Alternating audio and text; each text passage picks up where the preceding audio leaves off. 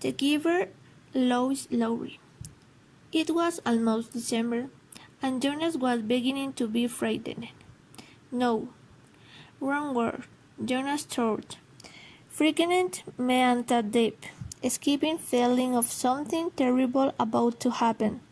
Frightened was the way he had felt a year ago, when a unidentified aircraft had overflowed the community with. He had seen it both times. Squinting toward the sky, he had seen the sleek jet, almost a blur at its high speed, walk past, and a second later heard the blast of some tank following. Then one more time, a moment later, from the opposite direction, the same plane. At first he had been only facing it. He had never seen a craft so close, for it is against the rules for pilots to fly over the community. Occasionally, when supplies were delivered by cargo planes to the landing fields across the river, the children rode their bicycles to the riverbank and watched, intrigued, the unloading and the take-off directed to the west, always away from the community. But the aircraft a year ago had been different. It was not a squad, full-belled cargo plane but a neat nose, single pilot, jet Jonas. Looking around, Auxilius had seen others, adults as well as children, stopped what they were doing and wait, confused, for an explanation of the frightening events. The all of the cities had been ordered to go into Nerd's building and stay there. Immediately, the rasping voice tore the speak and said, "Leave your bicycles where they are." Instantly, obediently, Jonas had dropped his beak on its side of the path, begging its family. Wailing, he had run indoors and stayed there, alone. His parents were both at work, and its little sister, Lily, was at the children's care center where she spent her after-school hours. Looking toward the front window, he had seen no people, none of the view's afternoon crew of street cleaners, landscape workers, and food delivery people who usually populated the community at time of day. He saw only the abandoned bigs here and there on their sides, and opportunity with one was still revolving slowly. He had been frightened then. The sense of his own community silent, waiting. What made his stomach turn? He had trembled. But it had been nothing. Within minutes the speakers had crackling again, and the voice, reserved now unless urgent, had explained that a pilot in training had misheard his navigational instruction and made a wrong turn. Desperately the people had been trying to make his way back before his error was noticed. Needless to say, he will be reluctant, the voice had said, followed by silence. There was an ironic tone to that film message, as if the speaker found it amazing, and Jonas had smiling elated, though he knew what a grimstand it had been for a contributing citizen to be released from the community was the final decision, a terrible punishment and overwhelming understanding of failure. Even the children who scored if they used the term "Legion at play," herring at a teammate who missed a watch or stumbled in a race. Jonas had done it once and shouted at his best friends. "That is a hasher. You were relaxed. When Asher Klum's error had lost a match for its team, he had been taken aside for a brief and serious talk by the coach, had worn his hair with guilt and embarrassment, and apologized to Asher after the game. No. Thinking about the feeling of fear as a paraded home along the river path, he remembered that moment of palpable stomach sinking, the roar wind the aircraft had string above. It was not what he was feeling, not with December approaching. He started for the right word they describe is one feeling. Jonas was careful about language, not like his friend Asher, who talked too fast and mixed things up, scrambling words and parsed until they were barely recognizable and often very funny. Jonas grinned, remembering the morning that Asher had dashed into the classroom. That is usual, arriving breathless in the middle of the change of the morning at 10. With the class took their seats at the conclusion of the particular hymn, Asher remained standing to make his public apology as was required. I apologize for inconveniencing my learning community. Asher ran down the starting apology press rapidly, still holding his breath. The instruction and class waited patiently for his explanations. The students had all been grinning because they all listened to Asher explain so many decades before. I left home the correct time, but when it was raining. Along near the watering the creek house, spearing some salmon. I wish we just would destroy watching them. I apologize to my classmates. Asher concluded. He smoothed the rumbling turning and sat down. We accepted your apology, Asher. The class recited the star response in unison.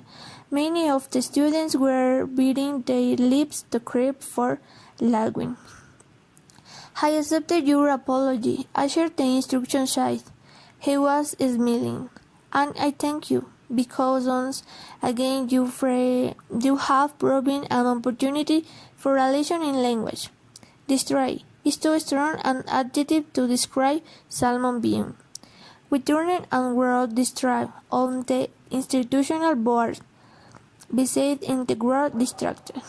Jonas, learning his home now, smiled at the reconciliations, thinking, still, has a welling his bee into his narrow port beside the door. He realized that frightening was the wrong word to describe his feelings. Now that December has almost here, it was too strong an adjective.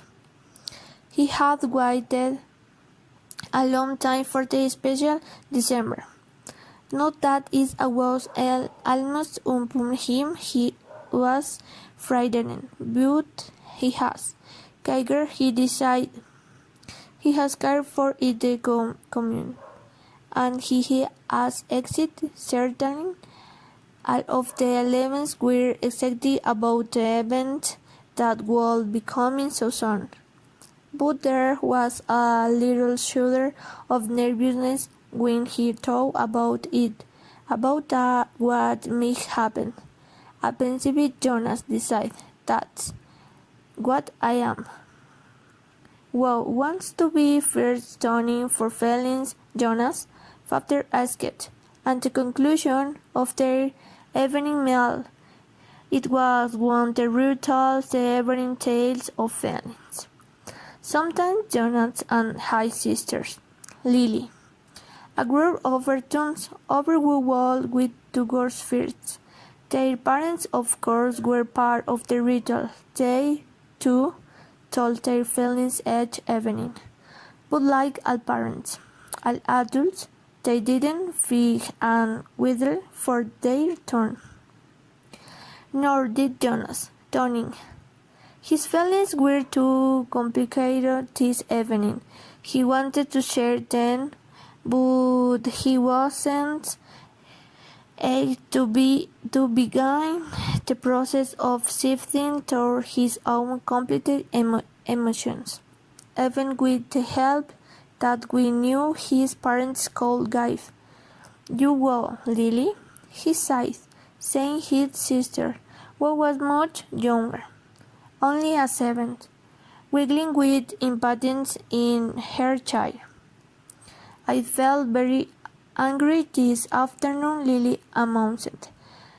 "Michael Hargrove was at the play area, and he had a visiting group of 7s, and they didn't obey the rules at all. One of them, a male, I don't know his name, kept going right to the front of the lane for the slide, even though the rest of us were all waiting. I felt too angry at him. I made me hand into a fist, like this." She held up a jingling fist, and the rest of the family smiled at the small defiant gesture. "Why do you think the versions didn't obey the rules?" Mother asked. Lily considered and shook her head. "I don't know. They acted like animals?" Jonas suggested. He laughed. "That's alright," Lily sighed, laughing too. "Like animals." Neither child knew what the word meant exactly, but it was often used to describe someone uneducated or clumsy, someone who didn't fit in. "Where were the visions from?" Francis asked Lily, trying to remember. "Laird told you when I made the welcome speech, but I can't remember. I was paying attention. It was from another community that they have to live in very early, and they had their midday meal off the bus." Mother nodded. "Do you think it's possible that their rules might be different? And so they simply didn't know what your play area rules were?" Lily shrugged and nodded in suppose. "You visited odd communities, have you?" Jonas asked. "My group has often." Lily nodded again. "Where were 6s? We went and shared a whole school day with a group of 6s in their community." "How did you feel when you were there?" Lily frowned. "It felt strange, because their methods were different." "I felt strange, because their methods were different. They were learning use that my group had learned yet so felt stupid." Father was listening with interest. "I am thinking, Lily," he sighed, "about the boy who didn't obey the rules today. Do you think it's impossible that we felt strange and stupid, being in a new place, with rules that he didn't know about?" Lily pondered that. "Yes," she sighed finally. "I feel a little sorry for him." Jonas sighed, even though in don't even know him. "I feel sorry for anyone who is in a place where he feels strange and stupid." "How do you feel now, Lily?" Father squeaked, still angry. "I was not," Lily decided. His wife felt a little sorry for him. "I'm sorry I fit said, grinning. Jonas smiled back. "It is a sister's." Lily's feelings were always straightforward, very simple, usually easy to resolve. We used that with own had been, too, when he has a 7. He listened politely, though not very attentively, when his father took his turn, described a feeling of worry that he had that day at work. A concern about one of the new children who wasn't doing while Jonas' father, title was Northern. He and the other Northerns were responsible for all the physical and emotional needs of every new child during its early life. It was a very important job. Jonas knew, but it was the one that interested him much. "What gender is it?" Lily asked. "Male," father said. "He a wee sweet little mite with a lovely disposition, but he isn't growing as fast as he should, and he doesn't sleep soundly. He have him in the extra care section for supplementary nurturing, but the comes beginning to talk about releasing him." "Oh no," mother murmured sympathetically. "I know how sad the must make you feel." Jonas and Lily both nodded sympathetically as hell. Release of new children was always sad, because they had had a chance to enjoy life within the community yet, and they had done anything wrong. There were only 2 occasions of release which were not punishment. Release of the children, which was a time of celebration for a life well and fully lived, and release of a new child, which always brought a sense of what could we have done. This was especially troubling for the Newtons, like father, who felt they had failed someone. But it happened very rarely. "Well," father sighed, "I am going to skip trying. I might ask the community for permissions to bring him here at night, if you don't mind. You know that the coordinators are like, I think this light would need something extra." "Of course, mother," sighed, and Jonas and Lily nodded. They had heard father complain about the night cream before it as a lesser job night cream nurturing assigned to those who lacked the interest or skill or isn't for the more vital jobs of the dying hours. Most of the people on the night cream had not even been given exposure because they lacked someone, the essential capacity to connect to others, which has required for the creation of a family unit. "Maeve, we could even keep him," Lily suggested, squealed. "Did you like innocent?" The look was fake. Jonas knew they all knew. Lily mother reminded her, smiling. "You know the rules? 2 children, 1 male, 1 family, to each family unit. It was a written every clearly in the rules." Lee giggling. "Well," she sighed, "I thought maybe just this once." Next, mother, who held a prominent position at the Department of Justice, talked about her feelings. Today a rape offense had often brought before her. Someone who had broken the rules before. Someone who she hoped had been adequately and fairly punished, and who had been restored to the place, to his home, his family unit.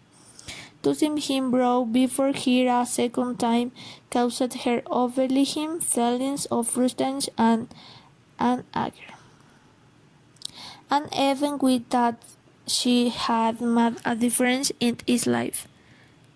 "I felt frightened too, for me," she confessed. "You know that there's no third chance. The rule says that if there are third transitions, he simply has to realize it." Jonas shivered. He knew it hadn't happened. The words even avoid it is group of 11 whose father had been released years before. No one ever mentioned it in this disgrace as unspeakable it was hard to imagine. Lily stood up and went to her mother. She stroked her mother's arm. From his place at the table, father reached over and took her hand. Jonas reaching for the other. One by one, they confirmed her. Something smelled, thanked them, and murmured that she felt soothed. The ritual continued. Jonas, father asked, "You are last turning." Jonas sighed. This evening he almost would have preferred to keep his feelings hidden, but it was, of course, against the rules. "I am feeling apprehensive," he confessed, glad that the appropriate descriptive word, and finally I come to him. "We stand son?" His father looked concerned. "I know there's really nothing to worry about," Jonas explained, "and that every adult has been through it now. You have father and you too, mother, but it's the ceremony that I am apprehensive about. It is almost December." Lily looked up, her eyes wide. "The ceremony of 12, she whispered in an ague voice. "Even the small children, Lily and George, knew that it lay in the future for each for them." "I am glad you told us of my feelings," father sighed. "Lily," mother sighed, beckoning to the little girl, "go now and get into your nickel clothes. Father and I are going to stay here and talk to Jonas for a while." Lily sighed, but obediently. She got down from her chair. "Privately?" she asked. Mother nodded. "Yes," she said. "This talk will be a private one with Jonas." "Thank you."